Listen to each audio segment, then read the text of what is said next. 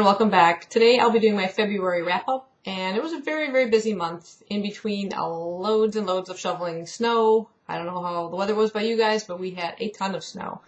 And in between that, when I wasn't out there doing that, I was pretty much hibernating in the house, so I had plenty of time to read and upload videos. I think I uploaded about a total of 19 videos. There was 3 book hauls,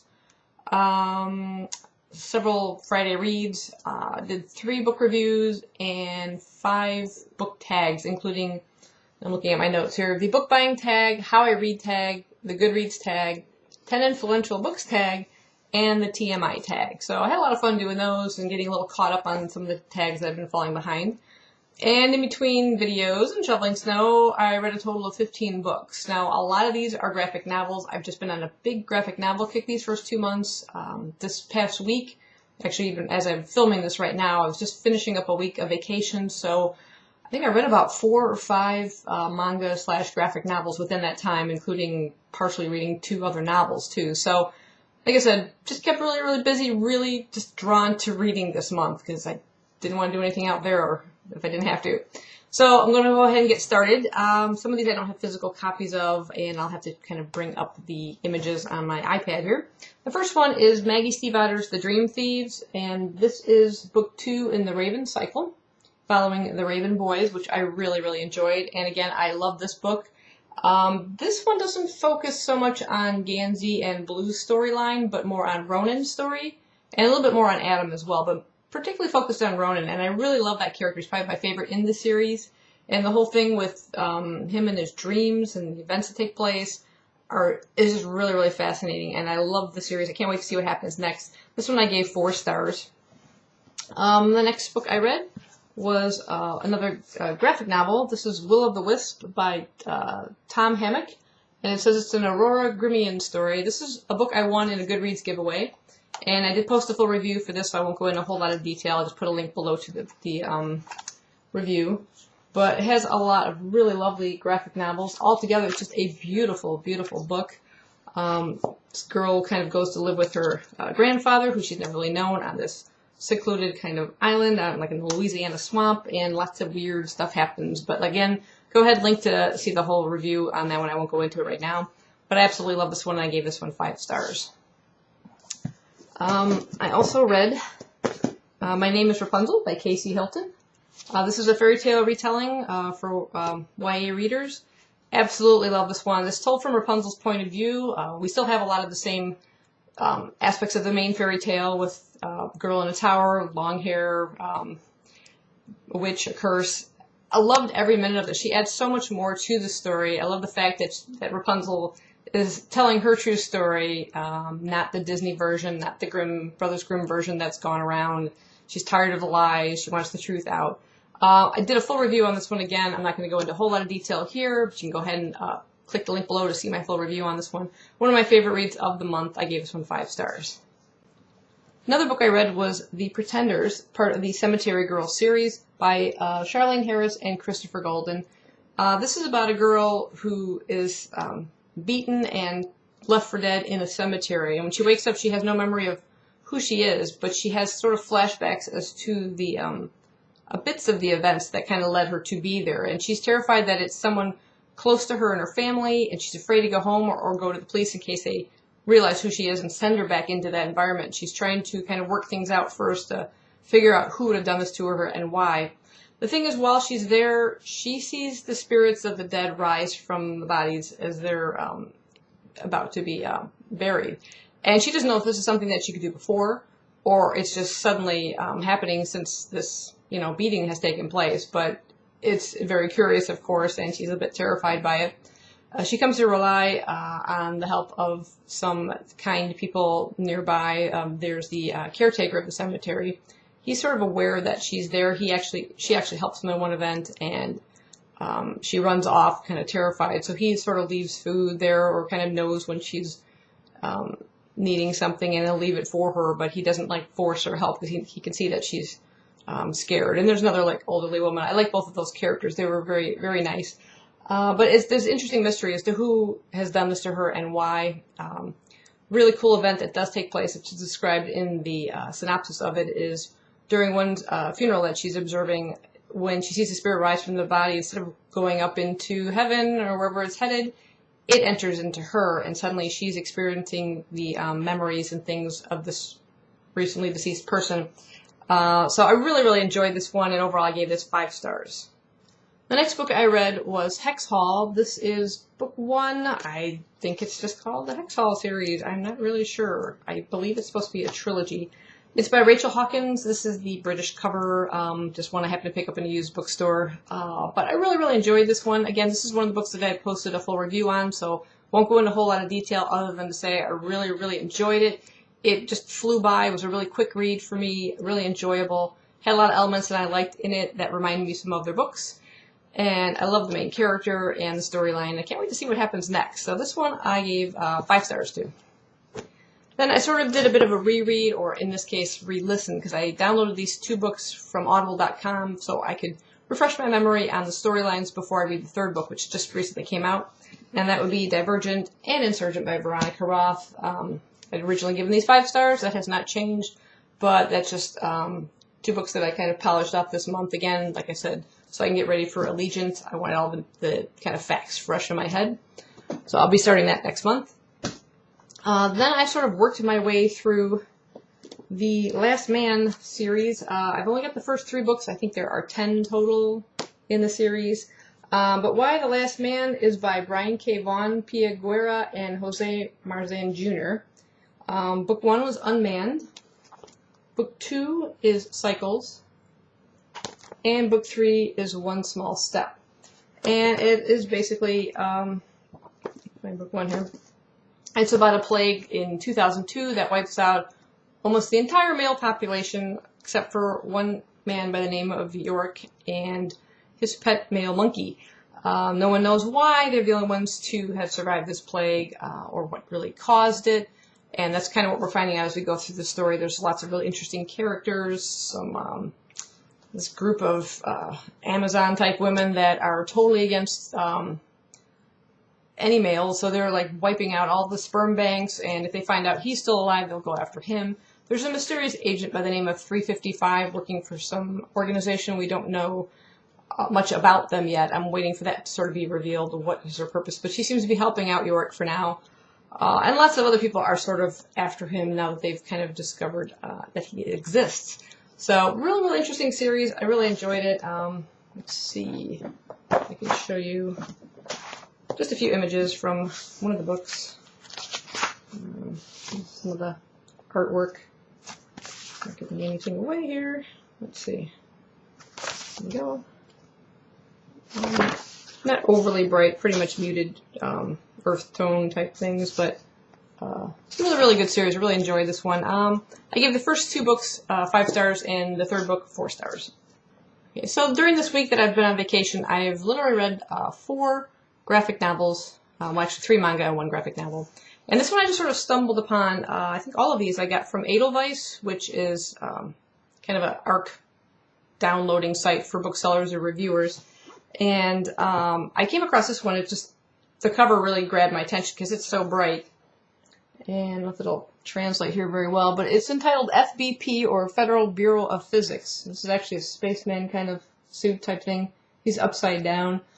It's a sci-fi graphic novel set in a world where physics has sort of been turned on its head. There are gravity failures, wormholes, quantum tornadoes, and bubble verses. Bubble verses is sort of like a alternate dimension that suddenly appears smack in the middle of ours, kind of overlapping it. It can trap people. It's very dangerous.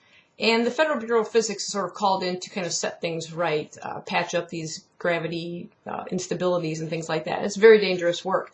So we kind of follow a small team of the FBP, which is made up of Cicero. He's sort of like the brains behind the group.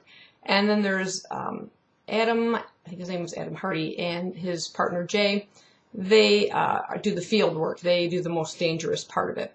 And during the course of this story, a bubble verse sort of pops up, and there are several people trapped. And they're sent in to kind of go on a rescue mission. But while they're there, Adam discovers that Jay has ulterior motives, and it could put them both in jeopardy, and including their entire world in jeopardy. It's a really interesting world. As the story starts out, you don't really know how it got to be this way. You don't know what caused all this instability in the world of physics. So what's behind it? Is there some something wrong with, I don't know, the interior balance of the earth or something, or is somebody doing something to cause this? We don't really know. So I'm intrigued to find out as the story progresses what's going to happen. During the course of the story, another character who I can't remember her name at the moment, but she's another agent that joins their team for FBP, the Federal Bureau of Physics. She's a really interesting character, has an interesting background story that I'd like to see develop even more and find out more about her. So really good. I really recommend this one, and I gave this one 4 stars. The next book I received from Edelweiss for review was Bleach, Volume 1. This is the cover. And the author is down here in this corner. I'm not sure how to pronounce that name. But it is the story of this young man. He's a 15-year-old, hot-tempered young man by the name of Ichigo. He lives with his father and his 2 sisters. They sort of own a clinic. And the young man can see and talk to the spirits of the dead, who he tries to help out when he can. During the course of the story, he happens to see a young woman. I can't remember her name right now, but she's a soul reaper. Someone who dispatches souls and sends them to Soul City. Don't know much about Soul City yet, but she also dispatches what she calls hollows. Hollows are the evil spirits that left behind that try to destroy the other spirits still lingering. And she also sends them off to Soul City. And during the course of the story, something happens where she has to impart not only her sword, but she tries to send half her power over to Ichigo for him to use. But instead, something goes horribly wrong, and he receives all of her power. So now he has become virtually the new Soul Reaper, who doesn't know what the heck he's doing and doesn't really want the job. And the young woman is kind of left on Earth trying to train him to do her job until she can find some way to get her powers back. And she's not used to life as a human, you might say, or living on Earth, so she doesn't really know a lot about social situations and dealing with that, and it causes some awkward moments and some humorous moments too. But the scenes where Ichigo or even our Soul Reaper were fighting the Hollows were really cool, really action-packed. They're really interesting, creepy-looking creatures. Overall, I like the story. There's some aspects of it I didn't care for. The relationship between Ichigo and his father seems to be an abuser. I mean, literally, he pummels the kid. The two are fighting, fist to fist. And I didn't understand the purpose of that in the story or where that's going. It just seemed to be thrown in there for no reason, maybe other than to make him this hot-tempered, angry individual. But I didn't understand the purpose of that. But overall, I did enjoy it. I gave this 3 stars on Goodreads. My main concern with this is I believe there's currently 61 volumes of this manga, and I'm thinking how much more can you add to this story to stretch it out 61 volumes?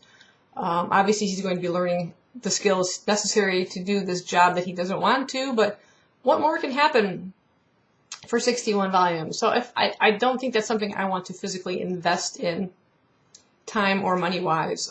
If I could rent it out at a library somewhere, can't find it at a local library anywhere around me, but if I could manage to track it down somewhere, I might kind of delve into a few more issues and see what it's like. But it is quite long, and I don't know. That just seems a big investment of time.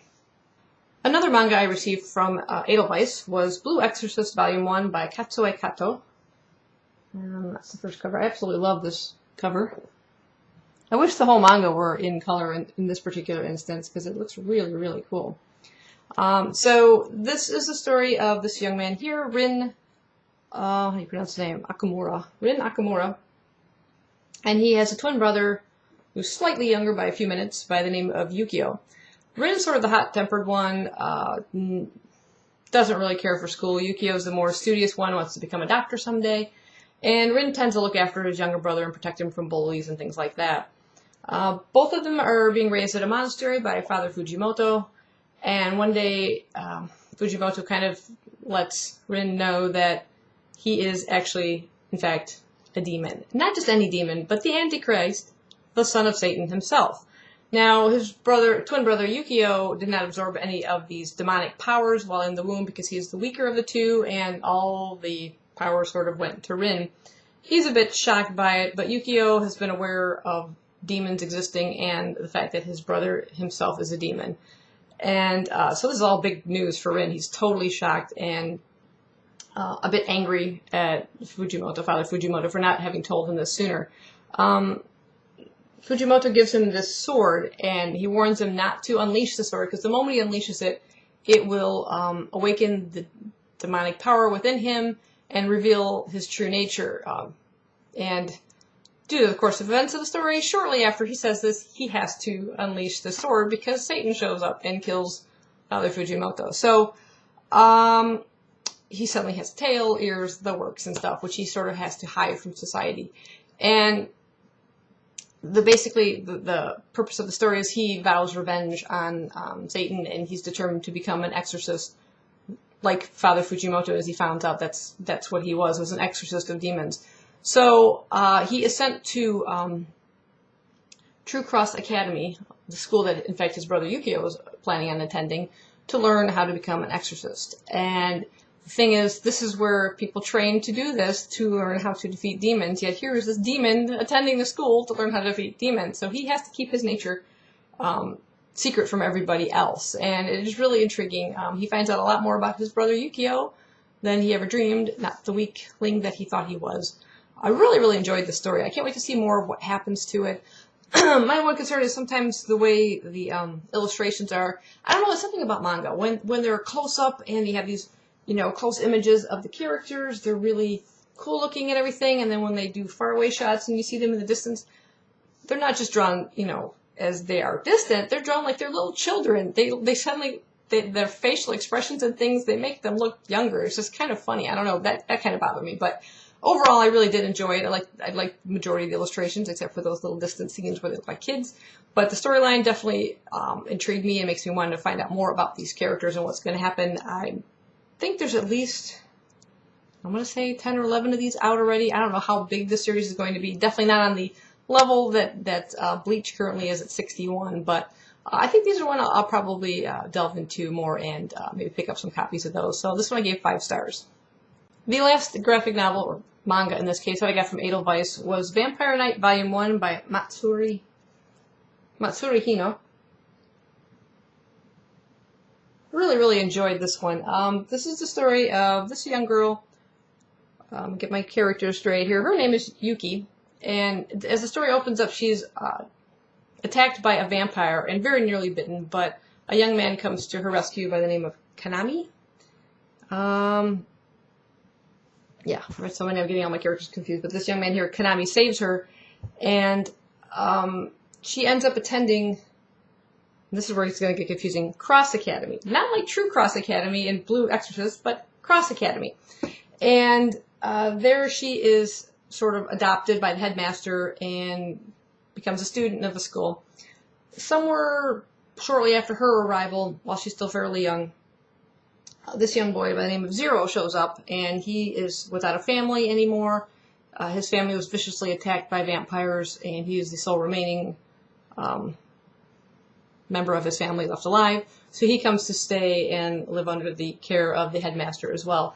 The two of them become members of what they call the disciplinary committee, basically the security force on the academy. And the academy is divided into day class and night classes, and they are part of the day class. But at twilight is when the classes sort of briefly meet in passing. And the thing about the night class is they're made up entirely of vampires. Now, none of the other student body knows this. Only Zero and Yuki and the headmaster know this. And it's sort of an experiment by the headmaster to try and get vampires and humans to live coexistently, peacefully. The vampires kind of sustain themselves on blood tablets, so they're not feeding off of people, but things can happen. A scrape here, a cut there, the smell of blood. So it is very tricky keeping that sort of balance. As the story progresses, you sense that Yuki is sort of, in a way, drawn to each of these two, the one who saved her and Zero, who she's been working side by side with since she was a small child. Yuki doesn't really have any memory of her life before the attack, and so her past is sort of a mystery, where Zero knows his past. He has a pure hatred of vampires. So it is tricky, his being in this situation. Apart from this one secret that the Academy holds, that the night class is made up entirely of vampires, there's also another secret that Zero is holding, and is sort of revealed in book 1, and is going to really play an interesting part, I think, within the series. like I said, I really enjoyed it. I love the artwork. This had really great artwork in it. All the characters have a really cool look to them. The uniforms, the school uniforms, the school itself. I really enjoyed everything about this. The characters, I think, are well developed. And I can't wait to see what happens with the rest of the series. I think there might be, I'm guessing right now, I thought I saw up to like 18 of this particular manga out so far. So I'm definitely curious to see where the rest of it goes. But this one I gave 5 stars. I definitely recommend you pick it up if you're into vampire stories. I think you'll like it. And finally, the last book I read this month was The Slither Sisters by Charles Gillman. And this is book 2 in the Tales from Lovecraft Middle School. Love this series. It is a middle grade book full of wonderful, creepy, kind of cool illustrations. And again, we follow Robert Arthur and his friend Glenn Torkels, who previously bullied him at his former school, and now they're sort of allies against the strange creepiness that is happening in Lovecraft Middle School. This one follows the 2 sisters, Sarah and Sylvia Price, who were missing in book 1, had disappeared, and now have returned, and Sarah is sort of running for like a student president, and yeah, Robert ends up kind of going against her to kind of prevent her, because the sisters aren't, you know, all they appear to be. And I don't want to say any more than that. So I definitely recommend picking this series up if you want to some really like quick, fun read. Really delightful. I really enjoyed this one. I gave this one 5 stars. So that is my February wrap up. Like I said, I had a lot of reading. Yeah, it was a really good month for me. So let me know if you guys have read any of these books down below, and I will see you in my next video. Thanks for watching.